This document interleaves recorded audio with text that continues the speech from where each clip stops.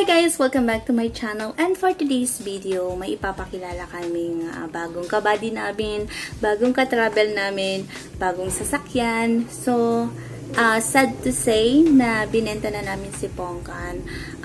Madami na din kasi kaming mga issues sa kanya, lalo na si Chad pag nagtatrabaho, sobrang gamit na gamit si Pongkan. Imagine niyo na 80 to 90 kilometers per day, tapos may paakyat pa, akyatan, tapos lubak-lubak minsan yung mga dinadaanan ni Chad. So, kawawa naman si Pongkan. So, si Pongkan ay Mio Sporty na nabili or nakuha namin nung 2022. So, ngayon kailangan nang mag-upgrade dahil sa ayun na nga guys, nasagsag na ata or talagang hindi na kinaya. Naranasan din ni Chad na nawalan, talagang namatay, hindi na siya mapaandar. At malayo pa siya guys, 30 minutes pa. So, sinundo siya gamit ang kulong-kulong, tas binabagyo.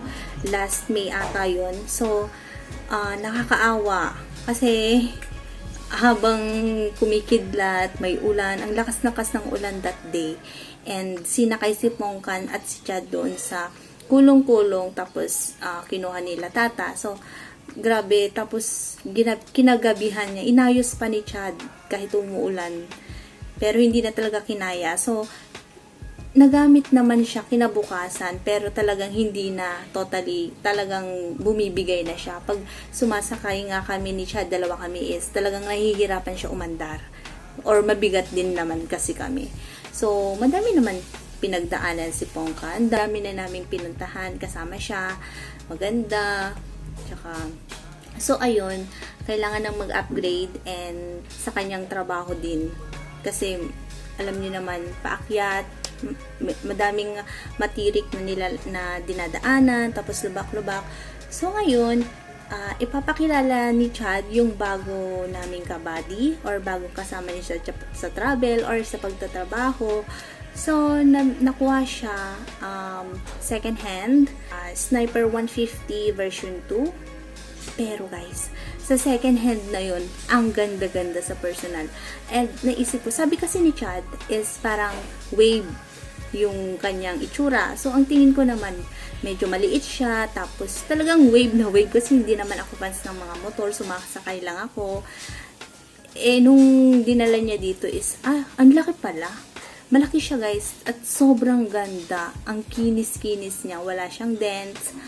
Yung parang, ang dami nga nagsasabi na parang bago yun na sasakyan. Pero hindi. Second hand yun. Pero ang bago. Kasama ni Chad si Kuya Nathan sa pagkuha nito. At talagang pagkukuha kayo ng sasakyan, dapat may kasama kayong may alam sa sasakyan para mag-brainstorm kayo kung kukunin ba ninyo, may mali ba dyan. So, total naman is kaya ni Chad tumingin, pero dapat may kasama talaga siya. So, thank you kay Nathan. And ngayon, so ipapakilala na ni Chad ang bago naming kabady or bago niyang kabady.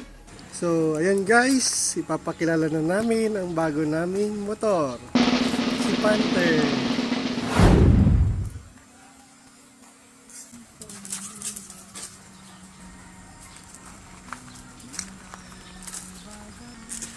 Bale, ito yung Yamaha Sniper na 150 version 2, 2020 model. Bale, nabili siya noong 2021, then registered naman siya, kaya okay yung price. Okay din yung mga fenders, walang gas-gas, hindi na nabuksan yung mga makina, kaya all stock siya. Ang nabago lang is yung sa parking light niya, naging Hawkeye na siya. Yan. Pero sinama pa rin nung may-ari yung original o yung stock.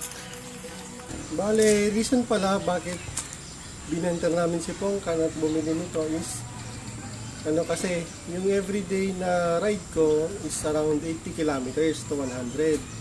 So, hindi kakayanin kasi ng Mio Sporty yung ganong araw-araw na ganon. So, balak namin talaga nag-upgrade. Ito yung napili namin kasi manual siya, manual transmission. Madali siyang umakyat ng mga bundok. Tapos, siya, liquid cooled kaya hindi siya gaanong mag-overheat. Hindi tulad kay Pongkan dati na alam kong nahihirapan na rin yung motor na yun. Kasi akit ng bundok, 80 kilometers per day. Tapos yun. Bali 2 weeks na sa akin to. Then, ang masasabi ko lang is, wala naman siyang major issues. Naninibago lang ako dahil 4 years akong stay sa automatic na motor. Ngayon lang ulit ako nag-manual. Yun. Balak pa din namin palang lagyan ng top box kasi wala siyang compartment. Yun lang yung issue sa Sniper, walang compartment. Yun pala, isa rin sa mga rason bakit binili ko yung Sniper 150 na version 2 is dahil fuel injected siya. Hindi gaya kay Pongkan na carburetor matakaw sa gasolina. Ito, nag-average ako around 50 and above. 50 kilometers per liter.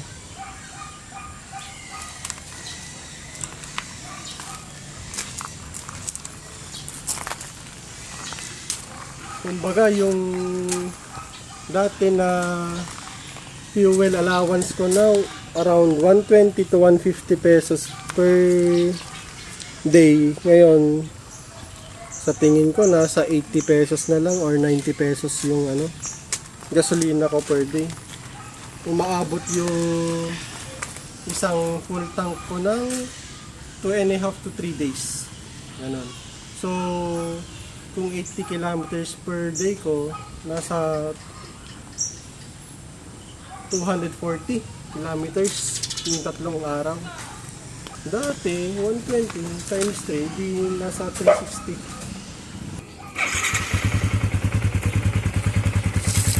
Saan yung niya?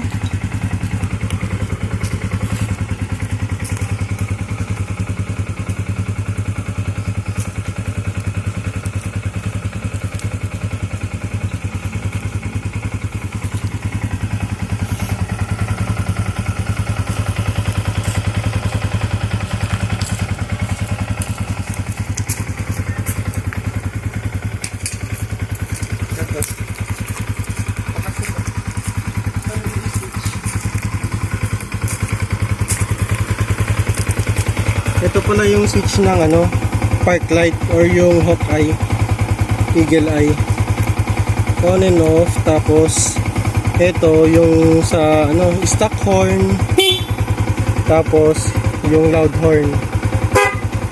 Yun. Sa panel naman, ito yung orasan pag gusto mong palitan. Ito yung liter consumption, fuel consumption nya, average consumption, tapos yung average na takbo mo, so 34, then odometer. Bali nabili ko siya 32,000, so nakaka 2K na ako. Then yung trip 1, kung gaano kakalayo yung travel. Ang ginagawa ko sa trip 1, yung kada magpapagasolina ako, reset yan. So malalaman mo kung ilan yung natatravel mo sa isang full tank. Trip 2 naman, ang purpose ko dyan is yung change oil. Every 1,500 ako mag-change oil. So around 700 na yan. 694 kilometers. So meron pa akong nasa 800 plus na kilometer. Wala na, yun lang. Ito is yung sa kung gusto mong i-off na hindi ginagamit yung susi, kill switch. Tapos ito yung hazard light. Ito lang dito. May built-in siyang hazard light. Ayan. Tapos yung starter button. Starter button, high beam,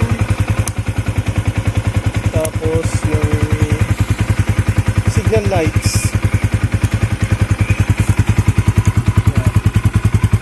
So hindi na siya stuck ng ano dito kasi mabilis na masyado yung ano. Hindi na siya stuck. Tapos yung busina, horn.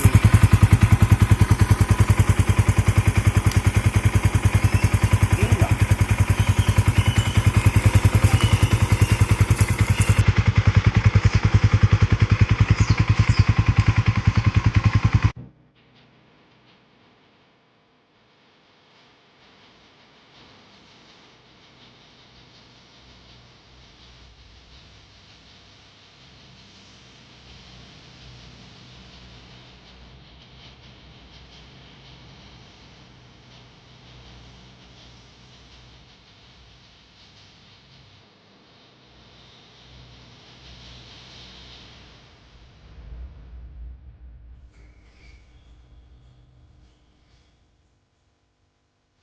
Palit sa